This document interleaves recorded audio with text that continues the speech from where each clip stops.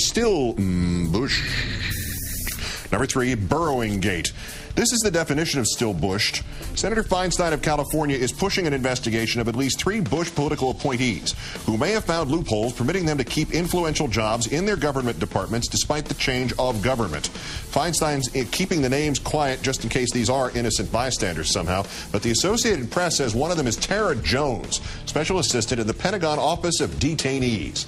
Now, if that name sounds vaguely familiar, it's because it was her emails obtained by the New York Times that outlined the so-called Pentagon Pundits scandal, in which the Bush administration and the Pentagon was pushing a series of ex-generals onto TV networks, feeding them talking points, even the ones that might still have had business relationships with the Pentagon. And Tara Jones is now considered, perhaps, a civil service employee at the Obama Pentagon. Number 2, bailout gate, and the story of how the banks we bailed out are treating their customers, their dead customers.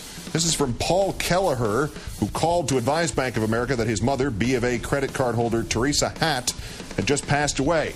Mr. Kelleher says that the Bank of America representative he talked to briefly expressed condolences, then asked how Kelleher planned to pay the small balance remaining on his mother's card. I'm not going to, he told the bank. She has no estate to speak of, but you should feel free to just go through the standard probate procedure. I'm certainly not legally obligated to pay for her. Kelleher says the rep responded, "You mean you're not going to help her out?" Kelleher answered, "I wouldn't be helping her out. She's dead. I'd be helping you out."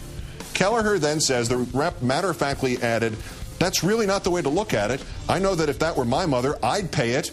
That's why we're in the banking crisis we're in. Banks having to write off defaulted loans." Kelleher added he thought the rep sounded like she was reading this crazy claim that the unpaid credit card debts of dead people had caused the banking meltdown. Said it sounded like Bank of America policy, and TPM Muckraker found an ex-B of A collections unit guy who said it sure was. Class all the way. But number 1, Andy Card is a fool gate. We mentioned yesterday this claim that by appearing in shirt sleeves in the Oval Office, President Obama was, Card said, damaging, quote, the Constitution, the hopes and dreams, and I'm going to say democracy, and that the president, any president, should always wear a jacket in the Oval Office the way President Bush always wore a jacket in the Oval Office. Mr. Card, perhaps this will refresh your memory. Aha!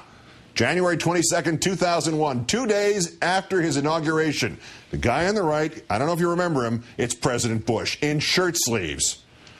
Mr. Card, you can apologize to President Obama anytime you'd like. I'd suggest you include the phrase, quote, I am a buffoon, unquote, but use your own judgment, if any.